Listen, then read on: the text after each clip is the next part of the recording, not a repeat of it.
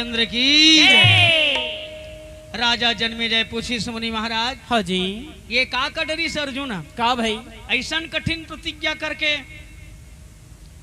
कभी कभी अपराधी है बच जाते। हाँ जी। और प्रतिज्ञा करने वाला ही फंस जाते। वाह भाई। जैसे बाबा भीषम प्रण करने वाला बाबा सही में आज रण क्षेत्र में फंसे। हाँ जी।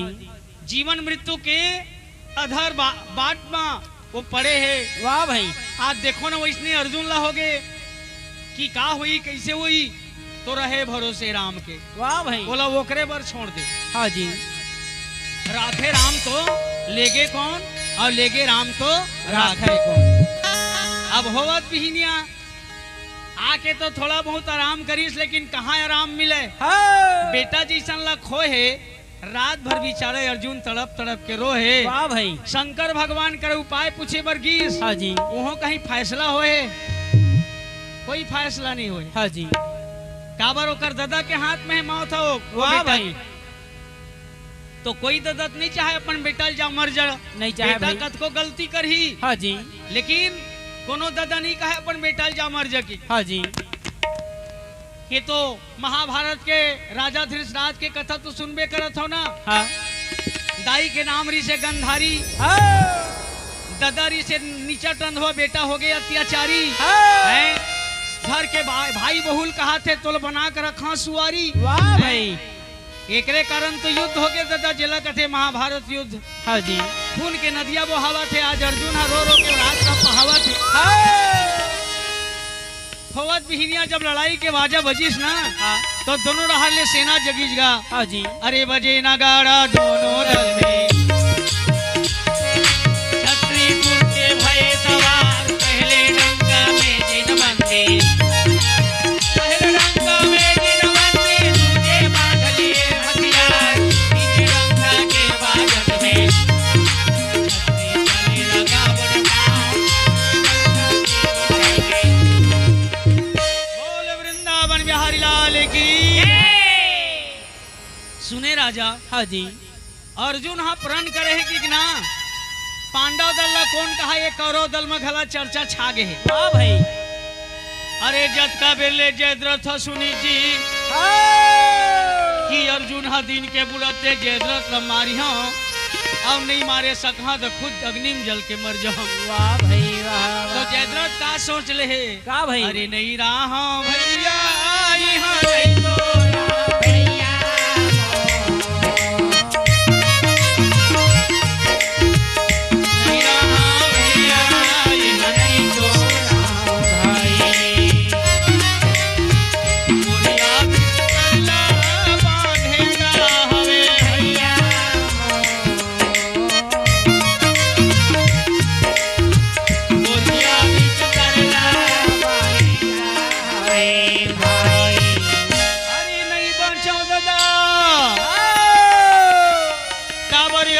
कहीं प्रण करके जे काम ला करते जी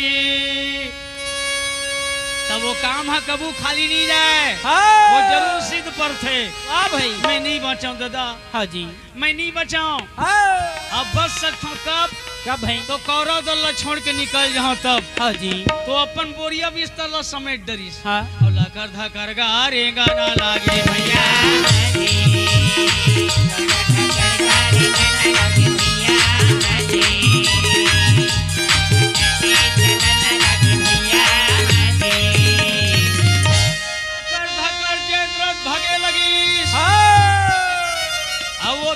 वो डहर ले दुर्योधन पहुंच गए जी। हाँ जी।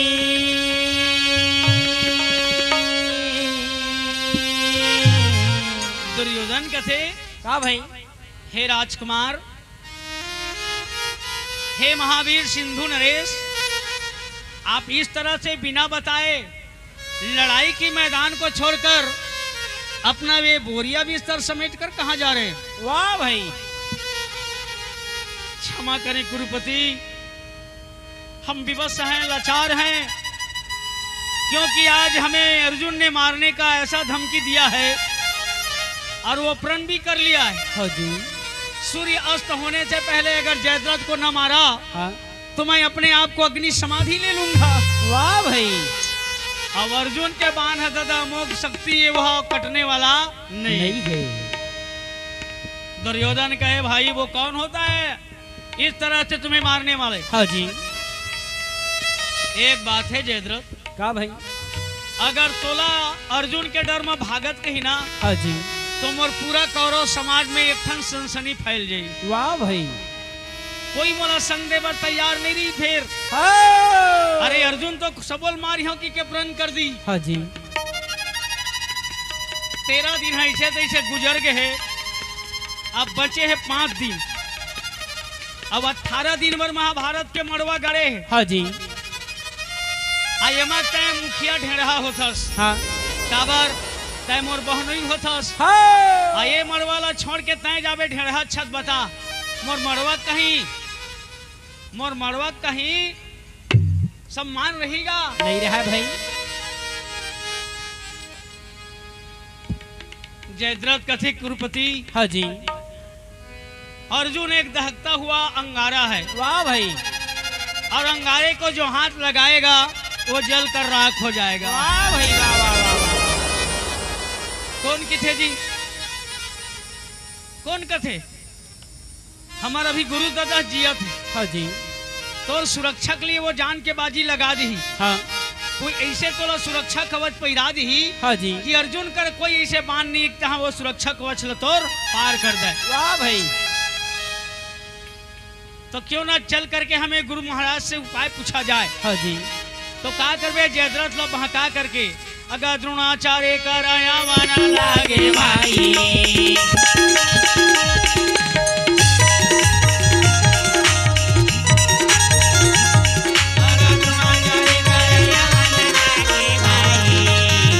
गुरुदेव को प्रणाम तथास्तु। हाँ जी। आशीर्वाद कल्याण हो। अगर कहे कारण बर यावत होगा भाई। भैया कहे कारण बर यावत होगा भाई। कहो गुरुपति, इस समय हमारे कक्ष में आने की कारण एक तरफ वहां लड़ाई की बाजा बज रहा है। हाँ। सारी सेना हाथी घोड़ा सारा फौज सज रहा है। वाह भाई। और तुम दोनों इस तरह से मेरे कक्ष में, क्या बात है? इतने भयभीत लग रहे हो। हाँ जी। कारण क्या? देख ना गुरु दादा, अर्जुन हाँ वो दे अभिमन्यु के शोक में बौरा गे। हाँ जी। हो अर्जुन हाँ अभिमन्यु के मौत में बौरा गे है। हाँ। और वह जयद्रथ लो मारियों की को क्रिया खाक आगे। वाह भाई। और दिन के बुढ़ा तक ले नहीं मरी। हाँ। तो फिर अर्जुन के मरना निश्चित है। हाँ जी। तय दिन भर जयद्रथ के रखवारी कर सकथस नहीं। काबर ये है कहीं बच के ना। हाँ। तहाँ अर्जुन नहीं बचे। वाह भाई। हम नहीं मारे सकबो तो स्वयं अग्नि समाधि जर के मरही। हाँ जी। अब अर्जुन मर गए तहाँ ये 4 भाई हमार का करी। महाभारत में हमारा कल विजय होकर निश्चित। वाह भाई। ये आए हुआ है समय ला बर्बाद मत कर गुरुजी। हाँ जी। विजय बिल्कुल हमारे चरण चुमने वाला है। हाँ। तय सिर्फ जयद्रथ के ना सुरक्षा जवाबदारी भर ले लेके। वाह भाई। वो कबर तो सबके गुरु दादा मन अगुआ है। हाँ जी। आओ। कौन कथे जी? कौन कथे कि जयद्रथ लो मैं मार रही हूँ कि के? हाँ। मौत था ककरो हाथ में हमें का नहीं है भाई। मैं कहा था मैं कल जयद्रथ ला दिन भर बचाए ठेका लेवा था कही तू। वाह भाई वाह वाह वाह वाह वाह। एक गुरु मन इसकी ठेकेदारी करते। हाँ जी। आओ मैं बचा आज भर के जिंदगी ला कौन काकर बचाए ठेका ले सकते। अब वो द्रोणाचार्य ठेका ले डरीस। हाँ जी। मैं रही हूँ। हाँ। और साथ में मोर बहनोई कृपाचार ला रखियो। वाह भाई। अब तोर मितान तो रही करी। हाँ जी। और फिर मोर बेटा अस्वस्थामा भी रही संग में। हाँ। सब मैं पिल्ला मिल करके ना हम जरूर उपाय करबो। हाँ। चलो पांडव मन अभी से ही नहीं निकले। हाँ। हम कुरुक्षेत्र मैदान में जा करके एक ऐसे बिहू निर्माण करेंगे जिसे कमल बिहू के नाम से संसार में जाना जाएगा। हाँ जी। और गुरु प्रताप को इसी प्रभाव से माना जाएगा। वाह भाई। अरे चलो चलो भैया, चलो चलो भैया, अब देर ना लगाओ, देर ना लगाओ भाई। चलो चलो भैया, चलो चलो भैया, अब देर ना लगाओ, अब देर ना लगाओ भाई।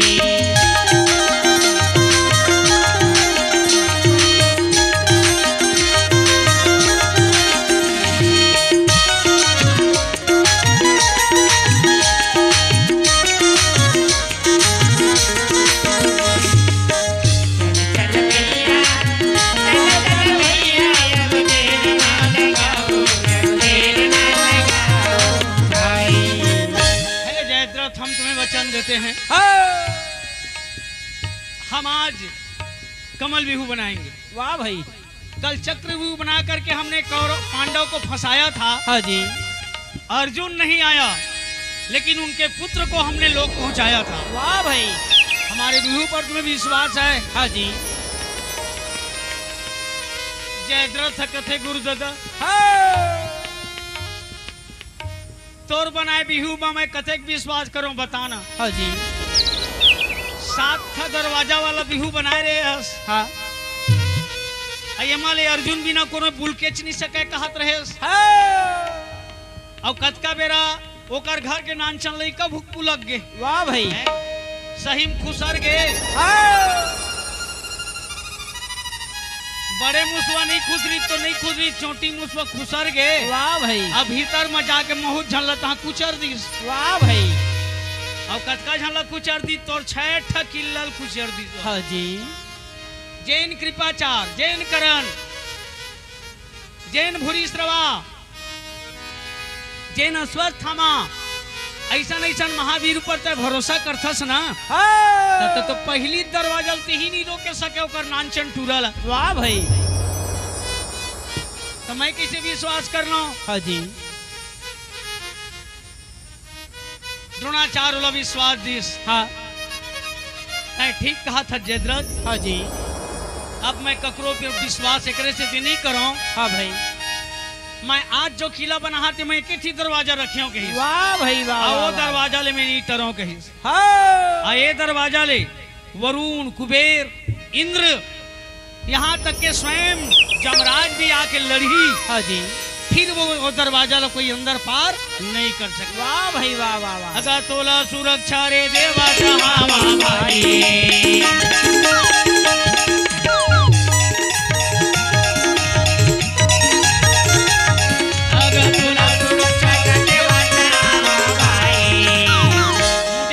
पिता भरद्वाज की सौगंध, मेरे रहते हुए अगर कोई इस दरवाजे को पार कर जाए। वाह भाई। मैं यहाँ से यमराज को भी अंदर नहीं जाने दूंगा। वाह भाई वाह वाह। अगर मानी लो बात हमारे भाई, भैया माने लो बात हमारे भाई।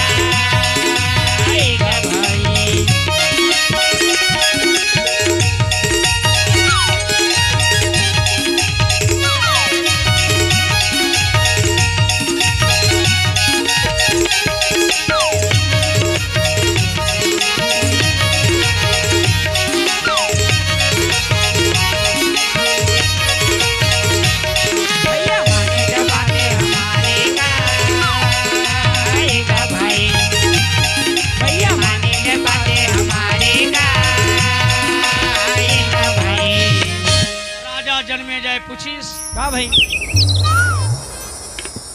जब द्रोणाचार्य जैसे गुरु हाँ जी, चाहे कहीं कवच पहिरा दी तो अवैध कवच के माने जाए। वाह भाई। जयद्रथ के लिए वो का बनईस? वाह भाई।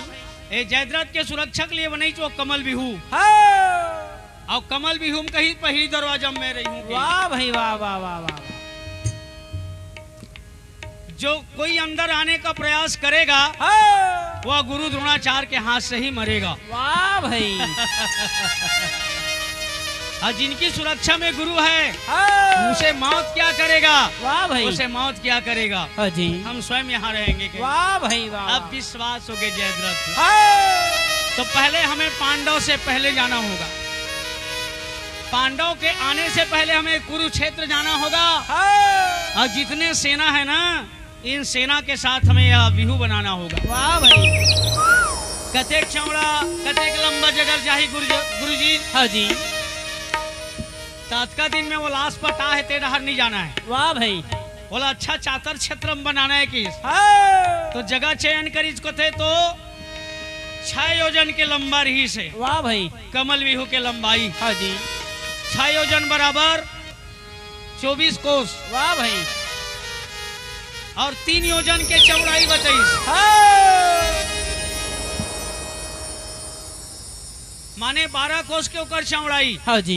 12 कोस बराबर यहाँ ले रायपुर अतेक दूरिया। हाँ जी। और लंबाई फिर सोच ले, हाँ। डबल है। हाँ। माने राजनांदगांव को ही पार जाही। हाँ जी। अतका ओकर लंबाई। हाँ। कथे कन सेना लागी गुरुदादा। कतेकन भाई। और ओकर कर तो भैया सेना तैयार करे बर कृष्ण मुरारी है। हाँ। लेकिन तोर कर अब सेना बिल्कुल करारी है। वाह भाई। कतका कन है 13 दिन के लड़ाई में ना। हाँ। अगाय 8 अक्षोणी हम रहावे भाई।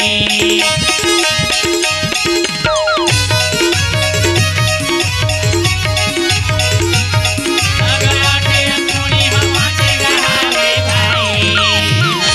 13 दिन के लड़ाई में भैया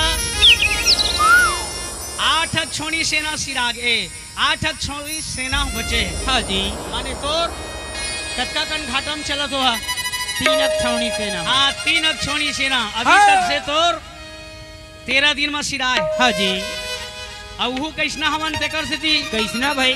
भीषम लड़े है तेकर से थी ओतका कन बचे। हाँ। नहीं ताज ले बहुत कन लव आशीर्वाद रीति नुमन। हाँ जी।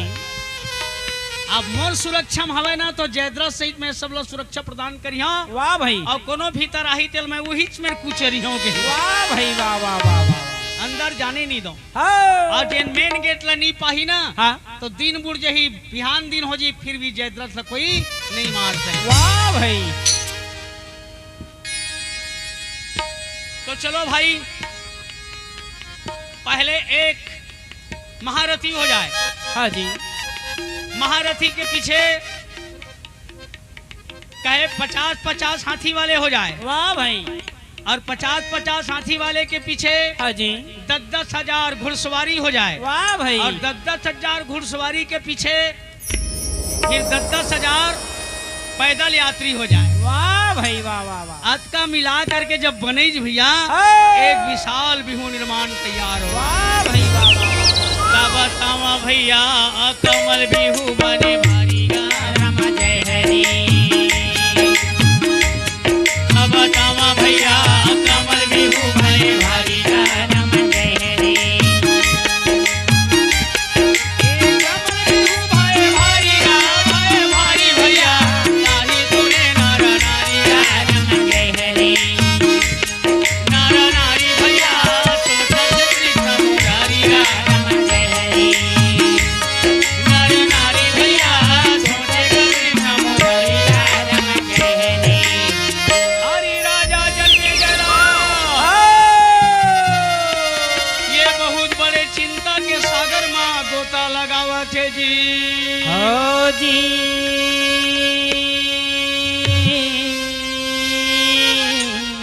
अतका सेना के सुरक्षा में हाँ। अर्जुन हा जयद्रथ तक पहुंच गई महाराज। व्यास वैशम पाइन मुनि का थे राजा। हाँ जी। मैं कौन होता हूँ बताने वाला। हाँ भाई। ये सुनने वाले संसार के सब नर नारी हाँ। आज तोला बोला कौन का है चिंता हो गए भगवान कृष्ण मुरारी। वाह भाई। भगवान कृष्ण भी भारी चिंता हो गए हाँ। कि अतका लंबा सफर ल कैसे करके तय कराना है। हाँ जी। और जयद्रथ कर फिर आखिरी निर्णय में जाना है। वाह भाई। एक दिन के सवाल है हाँ जी। तब कैसे करी। कैसे भाई। भगवान कृष्ण विवश कर दे सोचे बर गुने बर। हाँ जी। तो जाको राखे साइया। एक साई कथे भगवान ला, दूसरा साई कथे गुरु महाराज ला। वाह भाई। मार सके ना कोई और बाल ना बांका कर सके, चाहे सोजग बैरी होए चाहे सोजग बैरी होए। बोलो वृंदावन बिहारी लाल की जय। हरि भोला ला पूछे पार्वती का शंकर ला पूछे पार्वती पार्वती भोला ला पूछे पार्वती शंकर ला पूछे पार्वती भोला हरि दर्शन कब होएगा भोला ला पूछे पार्वती हरि दर्शन कब होएगा भोला ला पूछे पार्वती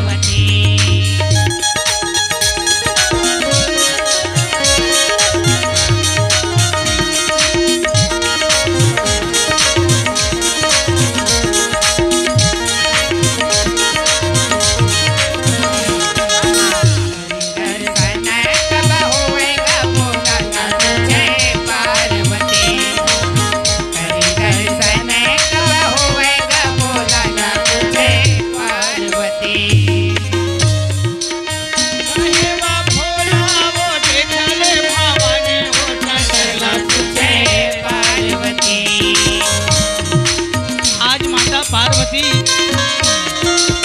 भगवान शंकर ने भी पूछे लगी कि हे महादेव ये क्या हुआ थे ये तो विचित्र बिहू बना ले ये दुनिया हवे सब जानी अब जानी वो भोला ला पूछे पार्वती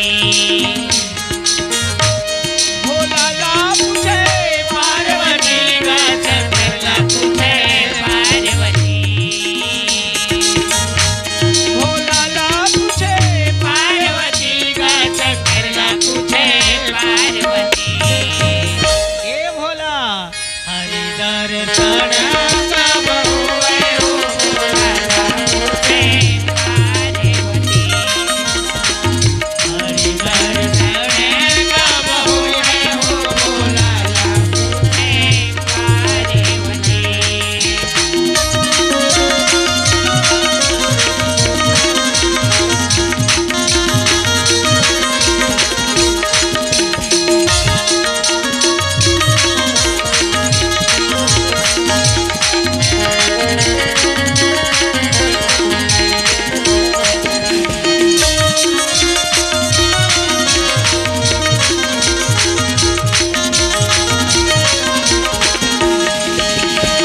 भोला ला पूछे पार्वती शंकर ला पूछे पार्वती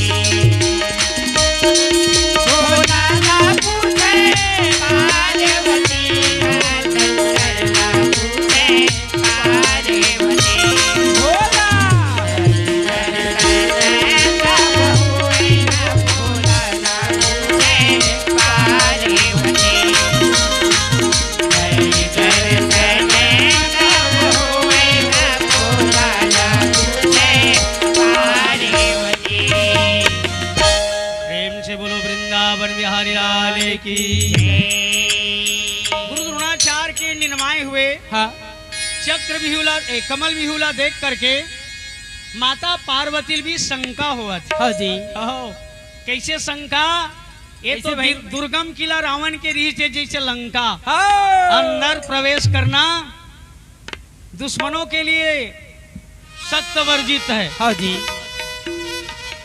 वैष्णव बनाडरी से तो भाई हाँ जयद्रथ के सुरक्षा व्यवस्था वाह भाई और स्वयं खड़े दरवाजा में हाँ तो गुरु ला कौन पराजय कर सकी कौन है भाई तो अर्जुन है ओकर चेला हाँ जी हैं और कृष्ण भगवान संग में हवे तेलो यहुल झन समझ में अकेला के वाह भाई वाह वाह वाह वाह। एमन बड़े बड़े सेना ऊपर भारी है हाँ जेकर सुरक्षा करने वाला कृष्ण मुरारी है वाह भाई आवा यह सब सेना ऊपर भारी है हाँ जी नदी घोष रथ ला सजा के हाँ आगू आगू भगवान कृष्ण कुदावत है वाह भाई और पाछू पाछू होकर सारी सेना सज धज के चले आवत वाह भाई तो नदी घोष रथ में भगवान कृष्ण जब रथ चलिस हाँ जी रागी भैया ध्वजा में हनुमान जी विराजमान हुई हाँ बड़े बड़े सेना मन जेकर चक्कम दब के सिरागे हाँ जी ध्वजा में बैठे हनुमान जी थी जेकर गदा प्रहार से भैया जे दुनिया है तो थर थरा थे वाह भाई आज वो अर्जुन ने सरसों सागर बांध कर जीत लियो हनुमान हाँ हनुमान जैसे जेकर बस में है जी और सुरपुर नरपुर नागपुर नहीं कोई पारथ समान। वाह भाई। तय में गुरु द्रोणाचार्य का कर ली। हाँ जी। तब होल सबर थी चौहान कहीस का भाई।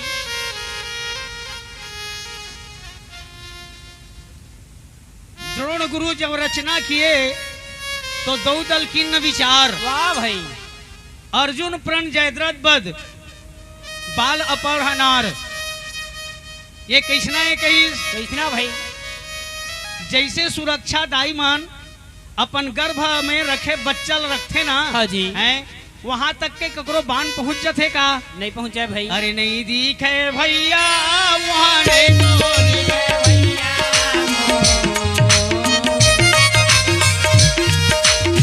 नहीं दिखे भैया वहां नहीं तो दिखे भाई। घोरे अंधेरा वहां छाए हवे भैया।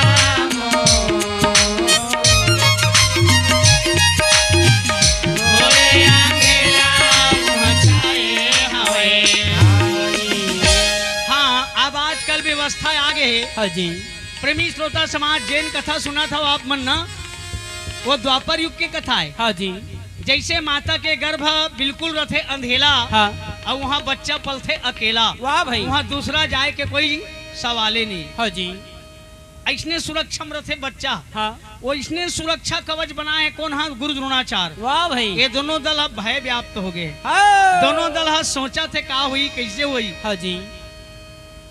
अर्जुन कथे भैया हाँ। अरे परन ला मैं करे हो जी।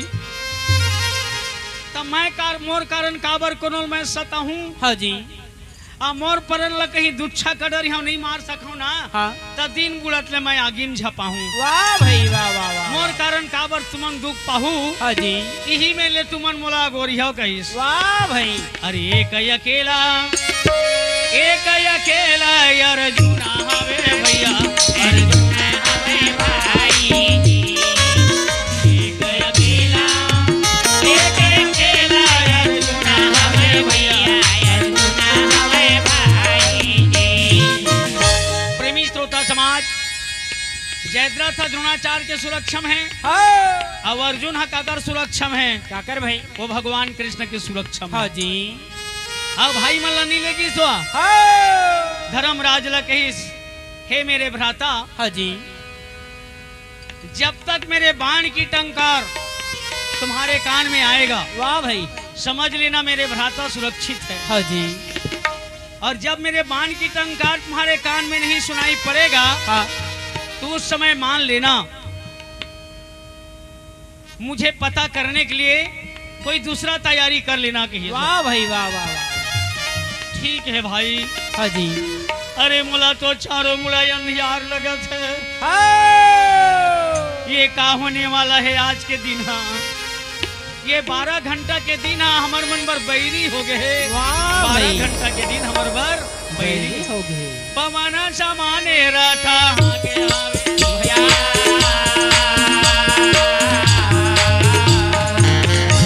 भगवान कृष्ण गन गन गन गन रथला कुदाए लगी। कमल बिहू के दर्शन मुखले गे भाई।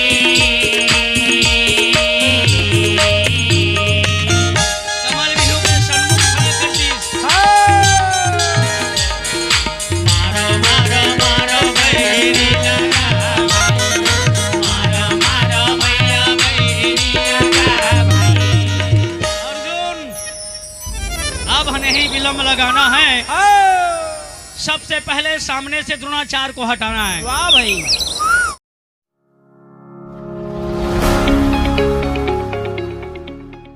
द्रोणाचार्य कहे जो आज्ञा प्रभु। मैं एक ही बाण मार करके मैं गुरु का सामना करूंगा। वाह भाई। पहली बाण निकाल के मंत्र पर के छोड़ीस ना। हाँ जी। जाके गुरु जी के चरण में बंदगी करीस। वाह भाई वाह वाह। गुरु द्रोणाचार्य के भी बाण छुटीस। हाँ। वो अर्जुन ला आशीर्वाद देते हुए चल दीस। वाह भाई।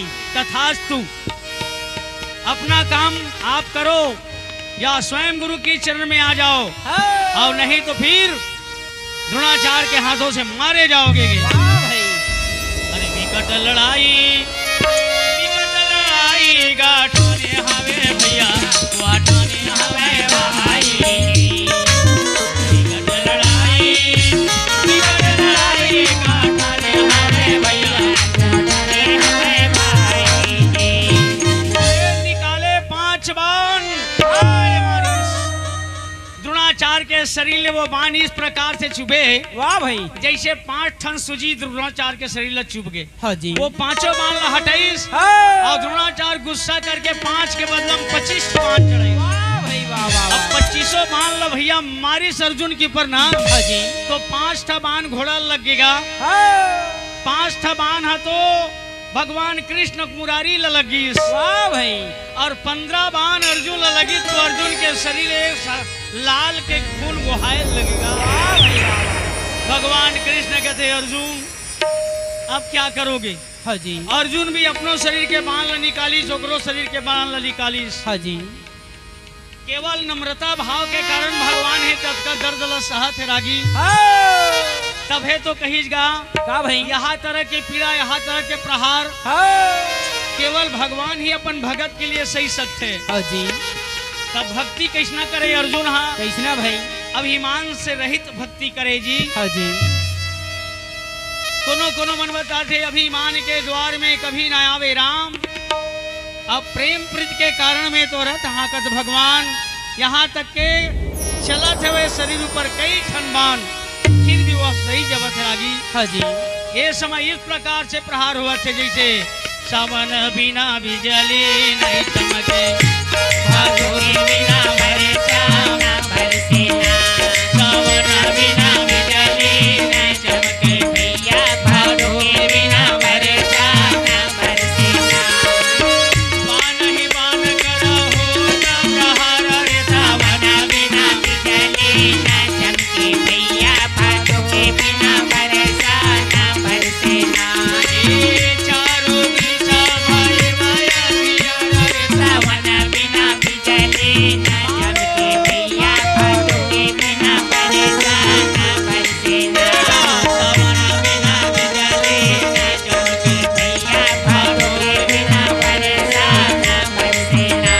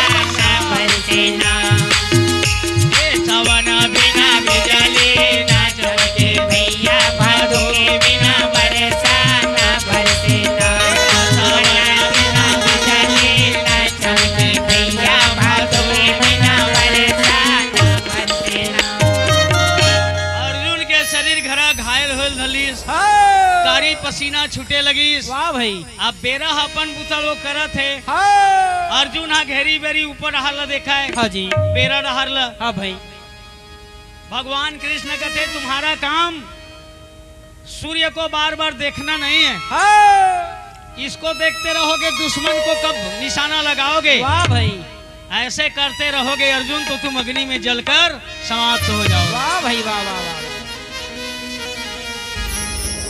आज का हमारा लक्ष्य क्या है तो जयद्रथ है हाँ जी अर्जुन कहते नहीं महाराज ये बेरा झनबूर तीत की था आज हाँ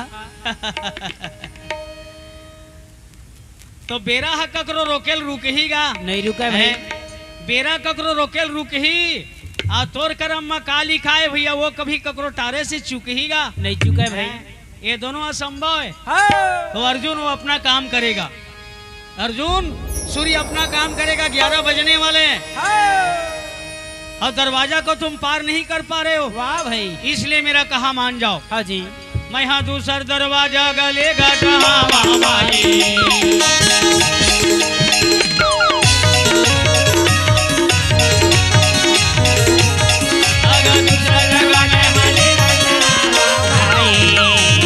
अर्जुन कथे गुरु हे प्रभु, कमल विधि में सिर्फ एक ही दरवाजा है। तो दूसरा दरवाजा तो वो कहे चल न कैसनो करके हमते तन तेल फोड़बो का है। हाँ जी।